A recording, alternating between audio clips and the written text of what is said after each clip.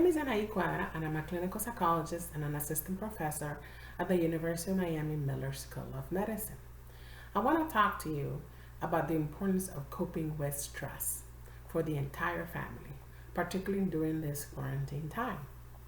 Stress is a result of having busy lives with so many responsibilities, in addition to new demands for our time, given the quarantine situation, such as working from home, taking care of your children, dealing with online schooling, worrying about finances, as well as maybe COVID-19 and other relational stressors.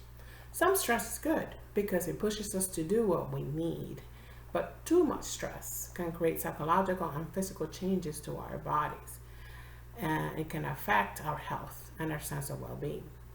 For example, too much stress can weaken our immune system, making our bodies less ready to fight infections such as viruses and bacteria, and we all want to be as healthy as we can be during this time, right? We all have different sources of stress.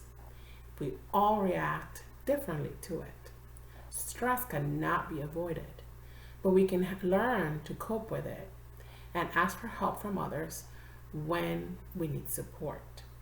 Children also experience stress, although they may show it in different ways and express it differently than adults. For example, a child may be more clingy or tearful or defiant or argue more with their siblings or have difficulties concentrating during their homework, and may have changes in already established sleep and eating habits. Some children may also act out as they are younger. So they start using baby talk, or maybe they want to sleep with you when they were sleeping on their own. Parents play a very important role in their children's lives and contribute greatly to their learning, to their development, or mental health. Home is usually where children learn how to cope with stress, and they learn this from you. Therefore, I'm going to give you a few tips to help you manage stress for you and your child, particularly during this quarantine time. One, identify what is causing you stress and get rid of the things that you can. For example, make a list, organize your stresses in order of priority, focus on the things that are at the top of your list, and other things may need to wait or be postponed, or maybe you can get rid of them completely.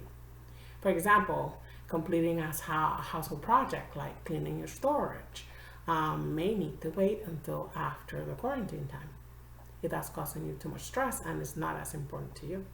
Children may have too many things to do on their day.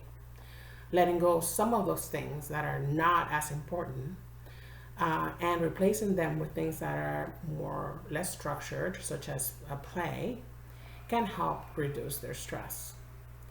2, find healthy ways to cope with stress, to manage the stress by taking care of yourself and your child. For example, find ways to do meditation or prayer, or eating right, or talking with your friends or family members, sleeping, keeping hydrated, doing regular physical activity. Involve your child in doing these healthy behaviors. For more information on how to involve your child, watch my video on healthy behaviors on this same website. 3, I lost count, but I think it's 3. Take a break from the stressors, at least temporarily. This will help you recharge your batteries, as well give you a new perspective on the situation. So for example, you may want to, if you can, take a day off or half a day off from work to focus on yourself and on your family. Children may also need a break from their daily structure, even though structure is very good for children as it gives them a sense of predictability and safety. Give your child a daily break or quiet time where they can feel that there's some flexibility and joy each day. Provide your child with a time to engage in an activity that he enjoys by himself, such as coloring or playing with his favorite toys, or watching a movie, or reading, listening to music. 4, smile and laugh. Our brains are connected with our emotions and our facial expressions. Add activities that make you and your child laugh.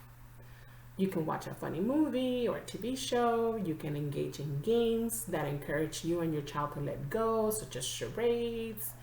I personally like to listen to my favorite comedian and walk around my neighborhood. So I laugh out loud and giggle and exercise at the same time. 2 things in once. Reach out. 5, reach out for support. So relationships can be a source of stress, but also a source of support. So reach out to family members or friends and let them know that you're having a difficult time coping with the stressors. They may be able to offer you practical assistance or even support or useful ideas or just a fresh perspective on what's going on. Remember, although online schooling gives the children opportunity to kind of see their teachers and their peers, these connections are kind of structured and task-oriented. Thus, children also need a time to connect with their other loved ones and friends via internet. You can arrange play dates. Also, remember that the most important relationship in your child's life is with you. So, dedicating 5 minutes a day to play with your child it goes a long way. This will not only help strengthen your relationship that you have already with your child, but also will help them to listen and behave better throughout the day. I hope all these tips have helped you. And the last tip that I have for you is when things are getting too much, walk away. If you're angry or you're about to explode, count to 10, take time to regroup and reconsider what's going on. Walking and doing physical activities can also help you burn some steam. You can also teach your child how to cope with frustration by counting to 10, using deep breathing or other relaxation techniques. I will post another video on how to do that with your child, as it may involve like game-like format or imagination, depending on the age of the child. So be on the lookout for that video. I hope, like I said, the last thing that I'm going to say today is stress we all have stress, but how you cope with it is what matters. Also, your children are looking for you to help them cope with stress and to learn how to cope with this stress. I hope this video has helped you, and be on the lookout for the other videos, and hopefully I will give you more tips to help you do that. Thank you for watching.